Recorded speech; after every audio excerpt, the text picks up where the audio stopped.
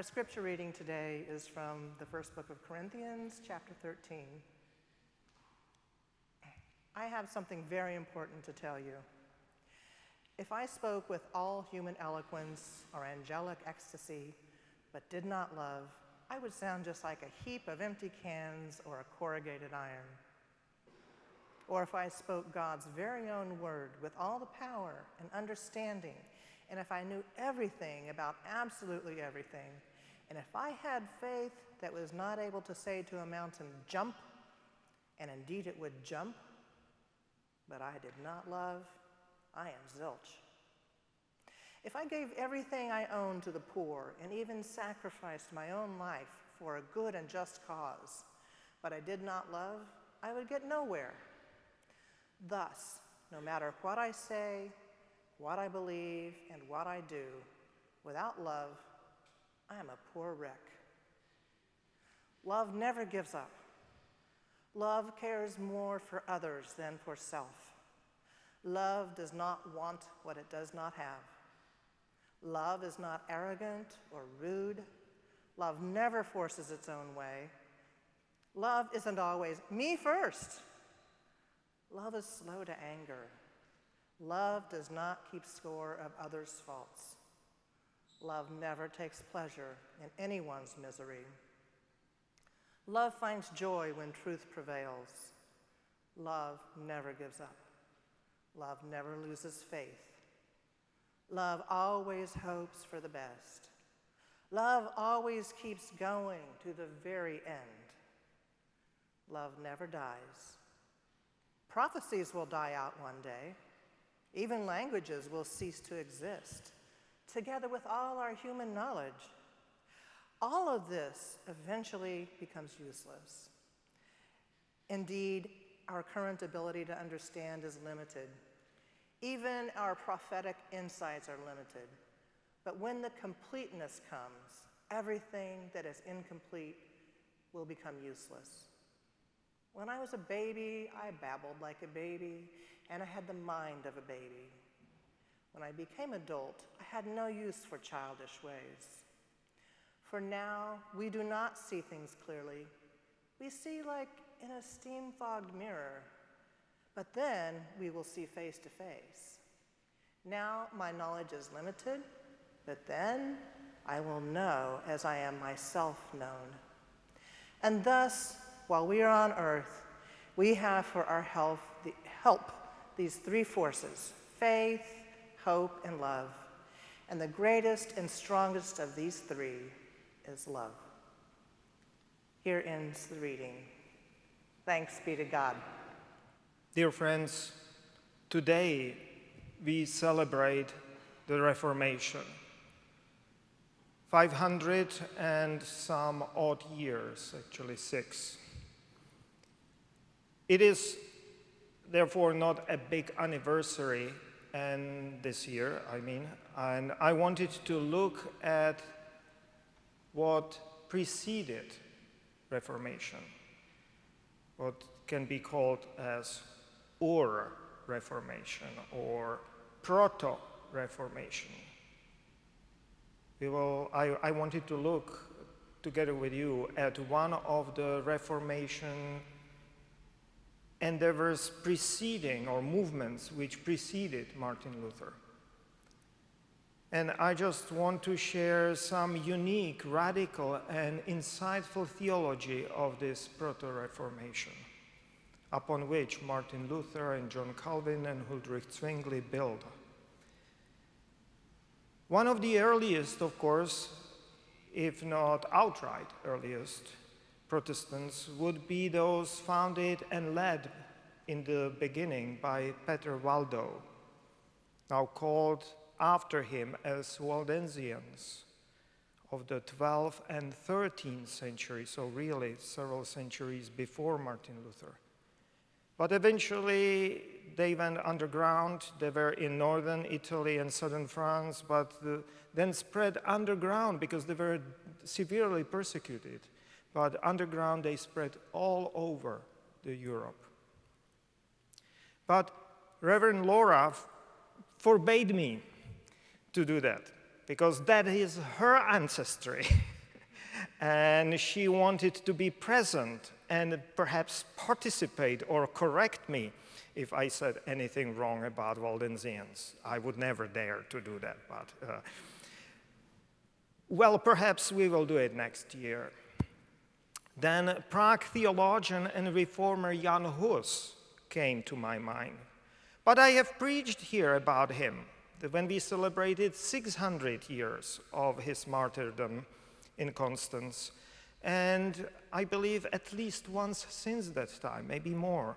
So that was off the cards for us today. And so I settled on Unitas Fratrum, Brethren Unity, predating Martin Luther by more than half a century, actually exactly 60 years. They were founded in 1457 as a religious commune in a small Czech village, in a cottage house, which is still standing there, even though I have doubts about its age.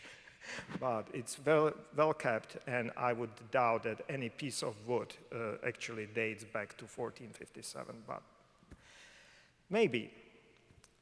And they call themselves Brethren Unity. You know, that was a long time before feminism, so don't have it against them, don't hold it against them. Brethren and Sistern Unity, we can translate for it, possibly. What is more interesting and theologically important here is that they called themselves unity, unitas. They did not call themselves church. It was their protest against the arrogance of all different institutions calling themselves churches, which each claimed and still continue to claim that they had the only and only true teaching and keys to salvation. This was their humble protest and humble ecumenical also gesture. True church belongs to Christ alone. Our human institutions are not the true church. There are just different unities, different units, different subset of that church, known and led by Christ. Well, that is this idea, at least in a nutshell. Entire books were written about this radical concept of church among them, and I cannot spend my sermon and several other sermons talking about it. But this suspicion of organized religion, which very often is associated with these absolutistic claims and running deep in some churches, even the papal flag still has those keys on it. Those are those keys of salvation, friends. So this suspicion of this is running deep in our Protestant history and is coded in our DNA. So no reason here to be upset about modern, secular, or non-religious people, all those nuns, who are suspicious and concerned about organized religion. Friends, I believe that problem is not with them. It is with the church and in it. And we need to be aware of it, and we should not blame people outside for being resentful of the organized religion. We need to think and figure out how to reach out, how to get out of the walls, how to present that is not necessarily the case, at least in some churches, and certainly not, and I know that about our church. But figuring out the ways and modes of reaching out and explaining it is important. So this is the first gulp of fresh air offered to us by this Proto-Reformation movement. Now about our biblical reading. And yes, we read the whole entire chapter 13 from the 1 Corinthians. I actually selected that for the last verse. But I wanted us to hear the entire context. The last verse goes like this: "And thus, while we are on earth, we have for our help these three forces: faith and hope and love. And the greatest and strongest of these three is love." And this triad, three things, slightly reorganized as faith, love, and hope, became an important part, I would say cornerstone or touchstone, of Unitas or unity Proto-Reformation theology.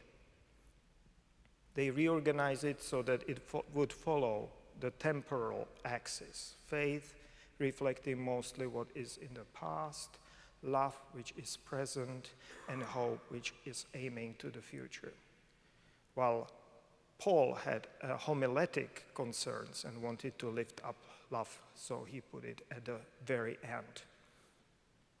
Faith, love, and hope in their theology became essentials, prerequisites of salvation, of what the blessing of God has for us. But differently than you might think, they are not these faith, love, and hope. They are not human achievements. They are solely and purely, in their theology, divine gifts, gifts of God. Thus, for instance, faith is emphatically not believing anything irrational, for instance, nor is it blind acceptance of any church dogmas or teachings. This faith, as a divine gift, was gift of trust. Trust in divine grace and divine goodness, that God indeed intends for us, an entire world, only good. Similarly, love is not any emotional gymnastics driven by desire to meet some expectations. It is an answer to Christ's gift of salvation. And hope is not blind and passive, but stems from a gift of the Holy Spirit, empowering us in joyful, gentle, and tender living. Faith, love, and hope are all gifts of God, not our achievements. We cannot add to them or subtract anything from them. What is needed for salvation is a gift, or is the gift of God. It clearly anticipates, if you listen carefully, Luther's salvation by divine pure grace, sola gratia. And also in a sublime and non-fatalistic and fanatic way, it anticipates our Calvinistic liberating joy of predestination. You cannot add to it anything, and you cannot subtract anything from it. Divine gifts of faith, love, and hope, anchored in the Trinity, are those essential matters. Everything, and here I say yes, absolutely everything else in church and in Christian life and in the entire cosmos is just secondary. The Unity had that terminology for it. So divided the realm of possibilities into essentials, auxiliaries, and incidentals, 3 different realms. Essentials we already talked about, then helpful things, those are those auxiliaries, and finally those incidentals, random things. We talked about essentials, now auxiliaries, helpful things. Those were as important things in the church life as sacraments, or even the Bible, or preaching of the Bible. As important as they were for them, those were just helpful things. Here we have sacrament prepared, or communion. And I brought with me today our family Bible. Actually, not the oldest one, because when we had the flood in the church, I took my oldest one home. And this is a family Bible which goes only to the founding of United States. So it is from the end of 18th century. And with that, I brought also their hymnal, because they goes together. And we might be talking about it later. So communion and the Bible, or baptism, or other important church rituals, they are just helpful things. They are helpful things. Here, I only wish that the later Reformation paid a little closer attention to what preceded them. The Bible was important, as I indicated, but it is not essential. Sacraments are important, but ultimately not essential. They are only helpful, auxiliaries for salvation. How much blood was spilled throughout the history in arcane fights over sacraments. Back then, for them, it was that they were fighting for the chalice being available to lay people, because there were times when the wine was deprived from the congregation, reserved only for priests. And other things, what is the presence of Christ in the communion? And you know that in the history that was a big deal. Those are auxiliaries. Those are helpful things. That's not essential. How much blood was spilled, I said. How much suffering was produced and is still produced today of magical biblical literalism, now coming back to the Bible. To that these wise reformers said in the Bible is not essential, but helpful, auxiliary. And furthermore, everything else, and now coming to that third category, in Christian life is just random. Given by time tastes, and customs. By the way, that is the realm of Christian dogmas and teachings. They can change or can be and should be interpreted and reinterpreted and sometimes changed. And of course, here belongs what kind of music we sing when we worship God, how we dress. I am wearing their costume today because for them the main problem back then was the priests wearing stoles. There were tracts written about wearing stoles, believe me. And now I happily wear that. Out of respect to them, I did not do today, and to use that as an illustration for you also. How random that is in the end. So it is given by our tastes and customs, And what we sing, how we dress, whether we have candles in the service or not. There were times when Protestants would never have candles in the church, for instance. Now we have them here. And crosses or crucifixes, bells or organs. I personally know a church, which would now actually be two churches, who, because they split over the color of their entrance door. So they had a church fight whether it should be burgundy or blue. And now there are two churches in that city, and both are small. You probably know about more examples of such petty quarrels in the churches. All of them are about these random matters, or many of them, incidental matters.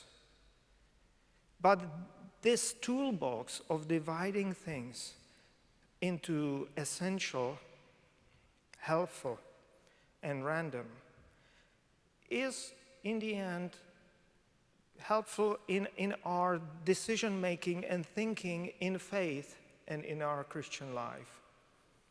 Take, for instance, that fight and splits in many denominations currently going through the Methodist denomination, but we were there ourselves as Presbyterians. Those fights over LGBTQ matters, where fundamental is driven by their incidental prejudices, I would call it. It's simply given by their upbringing maybe and narrow-mindedness and prejudices, but incidental. And badly misunderstood Bible. That will be those helpful or auxiliary matters, even though badly misinterpreted, argued against the essential things of divine inclusive love. And I am so thankful that within our denomination we were able, without actually using this toolbox from pre-Reformation, but we were able eventually to side with those essential matters over against those random things badly misinterpreted. So this is my theological upbringing and grounding and my education. I wanted to share with you on this Reformation Sunday and some of the radical consequences of that.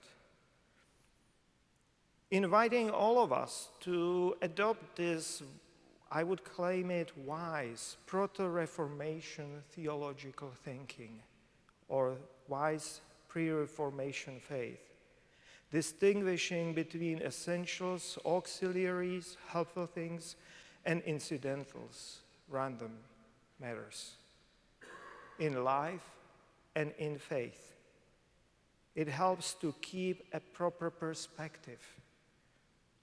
There is a Latin saying, sub specie eternitatis, from the perspective of eternity. That helps. And it is also my personal testimony to you. I cannot enumerate occasions that this theological upbringing helped me in my personal life and in my professional life, serving people of God as a minister.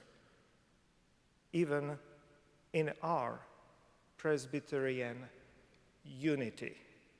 I intentionally use that word because that is what I believe. There are other units of Christians elsewhere, and together we form that Catholic Universal Church of Christ. We are unity. That means subset of faithful people here at Rutgers.